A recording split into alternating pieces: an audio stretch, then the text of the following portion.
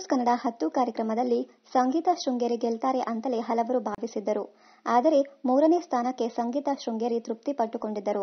ಕೋಟಿ ಕೊಟ್ರೂ ನಾನು ಬಿಗ್ ಬಾಸ್ ಶೋಗೆ ಹೋಗುವುದಿಲ್ಲ ಎಂದು ಈ ಹಿಂದೆ ಸಂದರ್ಶನವೊಂದರಲ್ಲಿ ಸಂಗೀತಾ ಶೃಂಗೇರಿ ಹೇಳಿದ್ದರು. ಕೋಟಿ ಕೊಟ್ಟರೂ ಹೋಗಲ್ಲ ಎಂದಿದ್ದ ಸಂಗೀತಾಗೆ ಬಿಗ್ ಬಾಸ್ ಕಡೆಯಿಂದ ಸಿಕ್ಕ ಸಂಭಾವನೆ ಎಷ್ಟು? ಈ ಬಗ್ಗೆ ಸೋಷಿಯಲ್ ಮೀಡಿಯಾದಲ್ಲಿ ವದಂತಿ ಹಬ್ಬಿದೆ. ಸಂಗೀತಾ ಶೃಂಗೇರಿಗೆ 1 ವಾರಕ್ಕೆ ಲಕ್ಷಾಂತರ ರೂಪಾಯಿ ಸಂಭಾವನೆ ನೀಡಲಾಗಿತ್ತಂತೆ ಎಂಬ ಅಂತೆ-ಕಂತೆ ಕೇಳಿಬರುತ್ತಿವೆ. ಇದು ನಿಜವೇ? ತಮಗೆ ಸಿಕ್ಕಿರುವ ಸಂಭಾವನೆ ಎಷ್ಟು ಎಂಬುದನ್ನ ಸ್ಪರ್ಧಿಗಳು ರಿವೀಲ್ ಮಾಡುವ ಹಾಗಿಲ್ಲ. ಹೀಗಾಗಿ ಹಬ್ಬಿರುವ ಗಾಸಿಪ್ ಎಲ್ಲ ಕೇವಲ ಗಾಸಿಪ್ ಅಷ್ಟೇ. ಸಂಭಾವನೆ ಬಗ್ಗೆ ಮಾಧ್ಯಮಗಳು ಪ್ರಶ್ನೆ ಮಾಡಿದಾಗ ನಾವು ರಿವೀಲ್ ಮಾಡುವ ಹಾಗಿಲ್ಲ. ನಮ್ಮ ಸಹ ಸ್ಪರ್ಧಿಗಳಿಗೂ ಈ ವಿಷಯ ಗೊತ್ತಿರುವುದಿಲ್ಲ. ಶೋ ಪ್ರೋಟೋಕಾಲ್ ಪ್ರಕಾರ ನಾನು ರಿವೀಲ್ ಮಾಡಲ್ಲ ಎಂದಿದ್ದಾರೆ ಸಂಗೀತಾ. ಸಂಗೀತಾ ಬಳಿ ಕೋಟ್ಯಾಂತರ ರೂಪಾಯಿ ಆಸ್ತಿ ಇದೆ ಎಂಬ ಮಾಹಿತಿಯು ಸೋಷಿಯಲ್ ಮೀಡಿಯಾದಲ್ಲಿ ಹಬ್ಬಿದೆ.